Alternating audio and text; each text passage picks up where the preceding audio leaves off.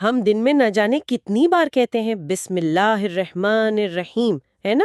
جی بالکل۔ کھانا کھانے سے پہلے، گھر سے نکلتے ہوئے، کوئی نیا کام شروع کرتے ہوئے، مطلب یہ ہماری زندگی کا ایک حصہ بن چکا ہے۔ ایک معمول کی طرح۔ بالکل، لیکن سچ پوچھیں تو اس میں دو الفاظ ہیں، الرحمن اور الرحیم۔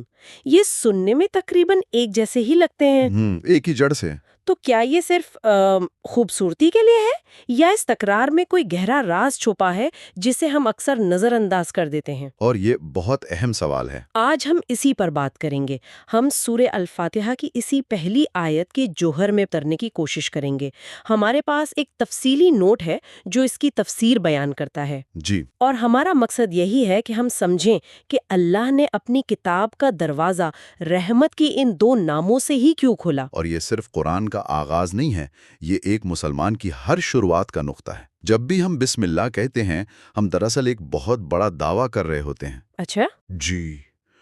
اور یہ سمجھنا کہ وہ دعویٰ کیا ہے، ہماری ہر نیت اور ہر عمل کو بدل سکتا ہے۔ ٹھیک ہے، تو آئیے اس کو کھولتے ہیں۔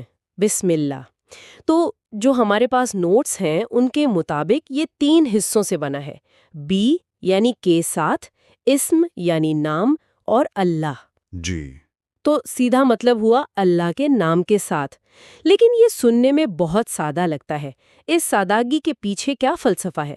دیکھیں، اس کی گہرائی اس بات میں ہے کہ یہ جملہ کہنے والا کون ہے اور وہ کہہ کیا رہا ہے۔ جب ایک انسان کہتا ہے اللہ کے نام کے ساتھ، تو وہ دراصل اپنی ذات کی نفی کر رہا ہوتا ہے۔ اپنی ذات کی نفی؟ جی، وہ کہہ رہا ہے کہ میں جو بھی کرنے جا رہا ہوں وہ میری طاقت، میری عقل یا میری قابلیت کی وجہ سے نہیں ہوگا۔ اس کی کامیابی کا انحصار صرف اور صرف اللہ کی مدد اور برکت پر ہے۔ واہ! یہ غرور اور تکبر پر پہلی ضرب ہے۔ یعنی یہ ایک طرح کا اعلان ہے کہ اس پروجیکٹ کا کریڈٹ مجھے نہیں، اللہ کو جاتا ہے۔ یہ تو ذہنیت کو 180 ڈگری پر گھما دیتا ہے۔ بالکل، آپ نے صحیح پکڑا۔ یہ صرف ایک رسم نہیں رہی، یہ تو ہر کام سے پہلے اپنی حیثیت یاد کرنے کا ایک طریقہ ہے۔ بالکل، اور یہیں سے توکل یعنی اللہ پر بھروسہ کرنے کا تصور شروع ہوتا ہے۔ یہ صرف ایک جذباتی کیفیت نہیں ہے، یہ ایک عملی قدم ہے۔ جب آپ امتحان کی تیاری کے بعد پرچہ شروع کرنے سے پہلے بسم اللہ کہتے ہیں تو آپ یہ تسلیم کر رہے ہوتے ہیں کہ میں نے اپنی محنت کر لی، اب نتیجہ اس کے ہاتھ میں ہے جو تمام علم کا سرچشمہ ہے۔ صحیح۔ اس ایک لمحے میں آپ اپنی پریشانی اور بوجھ اس ذات کے حوالے کر دیتے ہیں جو آپ سے بہتر اس بوجھ کو سنبھال سکتی ہے۔ مجھے یاد ہے ایک بار میں ایک بہت اہم میٹنگ کے لیے جا رہی تھی اور بہت نروس تھی۔ بس گاڑی چلاتے ہوئے عادت کے مطابق بسم اللہ پڑھی، اور اس ایک لمحے کے لیے مجھے احساس ہوا کہ میں اس چیلنج میں اکیلی نہیں ہوں۔ جی جی، یہ صرف الفاظ نہیں ہے، یہ واقعی ایک احساس تحفظ ہے۔ آپ نے بالکل صحیح کہا۔ یہ ایک معمولی عادت کو عبادت میں اور ایک دنیاوی کام کو روحانی تجربے میں بدل دیتا ہے۔ صحیح۔ یہ یاد دہانی ہے کہ کائنات کی سب سے بڑی طاقت آپ کی پشت پر ہے۔ اچھا، تو اللہ کے نام سے شروع کرنے کا تصور تو واضح ہو گیا، لیکن اس نام کے فوراً بعد اللہ نے اپنی 2 سب سے بڑی صفات بتائی ہیں، اور وہ دونوں رحمت کے بارے میں ہیں۔ جی۔ اور پہلی ہے الرحمن۔ اس لفظ میں کیا خاص بات ہے؟ الرحمن اللہ کی رحمت کا وہ پہلو ہے جو ہر تصور سے وسیع ہے۔ مطلب یہ وہ رحمت ہے جو کسی شرط، کسی عقیدے یا کسی عمل سے جڑی ہوئی نہیں ہے۔ کسی شرط سے نہیں؟ کسی شرط سے نہیں، یہ کائناتی، غیر مشروط اور سب کے لیے ہے۔ یہ اتنی عام ہے کہ ہم اسے محسوس بھی نہیں کرتے، جیسے ہوا جس میں ہم سانس لیتے ہیں۔ یہ تو وہ بات ہوئی جیسے کوئی کمپنی اپنے تمام صارفین کو ایک فری ٹیئر دیتی ہے، یعنی بنیادی سہولیات سب کے لیے، چاہے وہ آپ کے وفادار گاہک ہوں یا نہ ہوں۔ بہترین مثال ہے یہ۔ تو ہوا، پانی، سورج کی روشنی، یہ سب اللہ کے الرحمن صفت کے تحفے ہیں۔ بالکل، یہ اللہ کے رب العالمین ہونے کی دلیل ہے۔ وہ صرف مسلمانوں کا رب نہیں، وہ تمام جہانوں کا پروردگار ہے۔ وہ ایک چیونٹی کو اس کے بل میں رزق دیتا ہے، ایک پرندے کو ہوا میں اڑنے کی طاقت دیتا ہے، اور اس شخص کو بھی صحت اور وسائل دیتا ہے جو اس کا انکار کرتا ہے۔ اچھا۔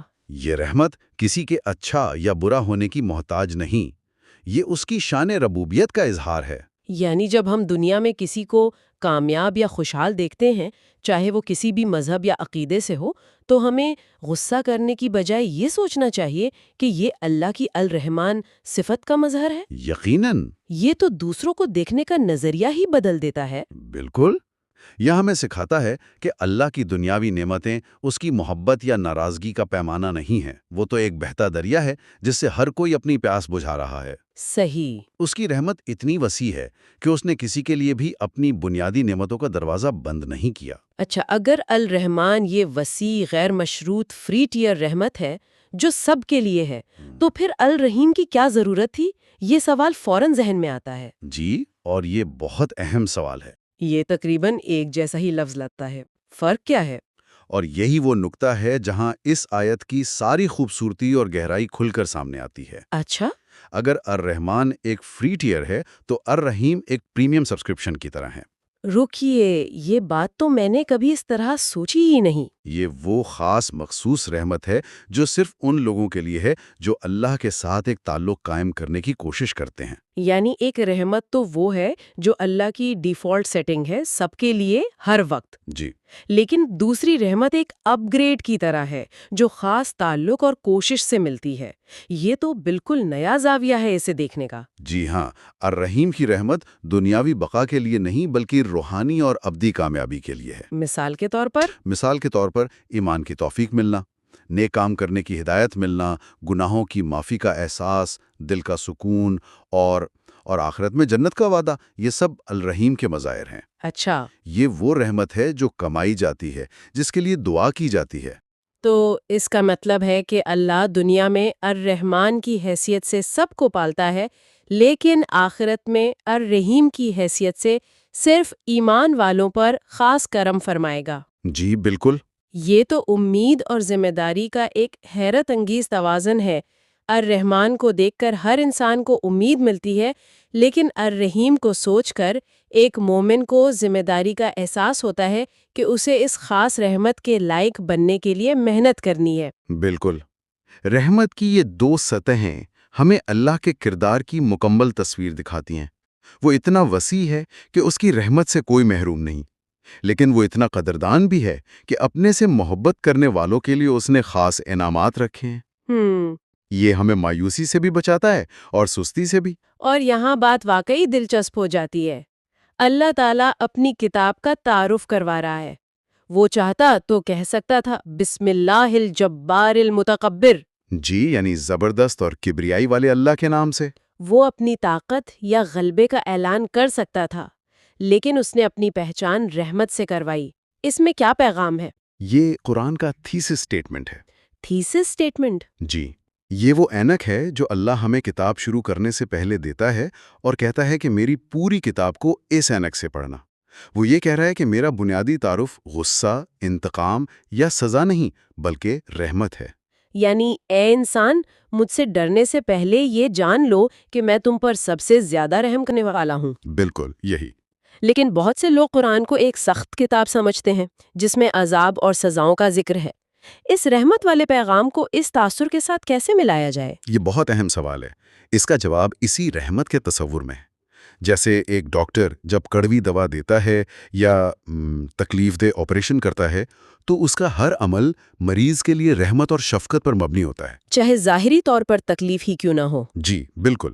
قرآن میں عذاب کا ذکر بھی رحمت کی وجہ سے ہے، تاکہ انسان اس راستے سے بچ جائے جو اسے ابدی نقصان کی طرف لے جاتا ہے۔ اچھا، یہ ایک وارننگ ہے، اور وارننگ دینا بھی رحمت کی ایک شکل ہے۔ واہ!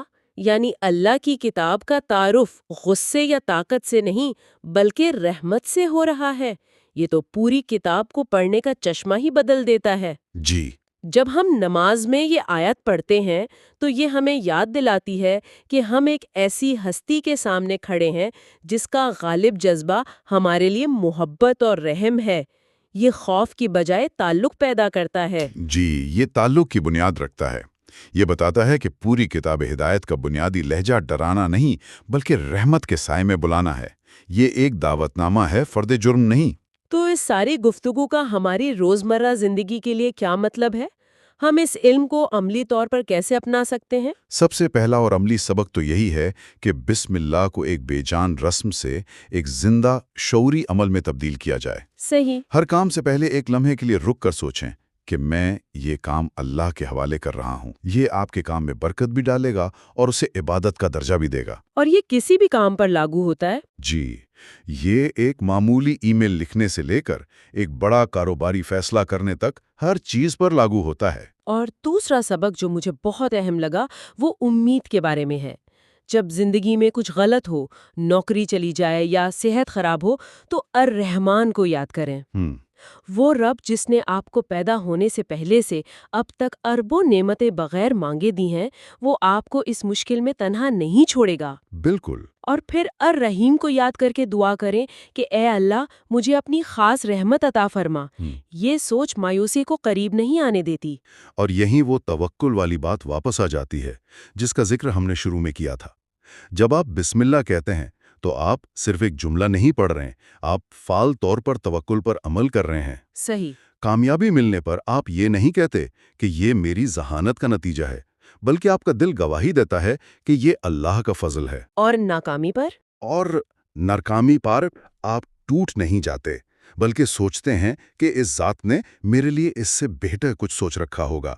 یہ ذہنیت آپ کو ذہنی اور جذباتی طور پر بہت مضبوط بنا دیتی ہے۔ اور تیسرا نقطہ شاید نماز کے بارے میں ہے۔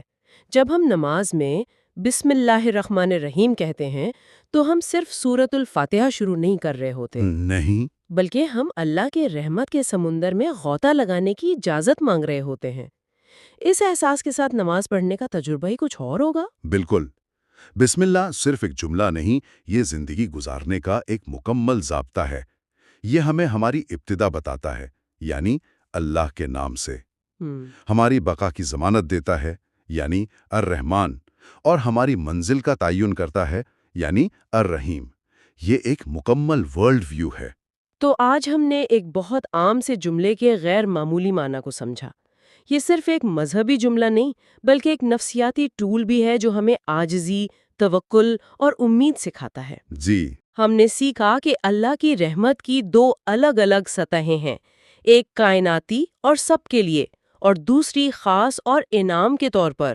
بالکل۔ اور یہ جاننا کہ ہماری کتاب کا آغاز ہی رحمت سے ہوتا ہے، اللہ کے ساتھ ہمارے تعلق کی پوری بنیاد بدل دیتا ہے۔ یہ ایک ایسا چشمہ ہے جسے پہن کر پوری کائنات اور اپنی زندگی کو دیکھنے کا زاویہ ہی بدل جاتا ہے۔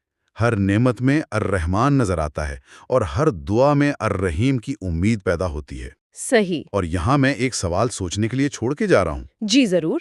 ہم نے یہ تو سیکھا کہ اپنا ہر کام اللہ کی رحمت کا تصور کر کے شروع کرنے سے ہمارے اپنے عمل کے بارے میں ہمارا نظریہ بدل جاتا ہے۔ جی۔ لیکن اگر ہم دوسروں کے اعمال کو بھی اسی رحمت کی عینک سے دیکھنا شروع کر دیں تو کیا لوگوں کے بارے میں ہمارا نظریہ نہیں بدل جائے گا؟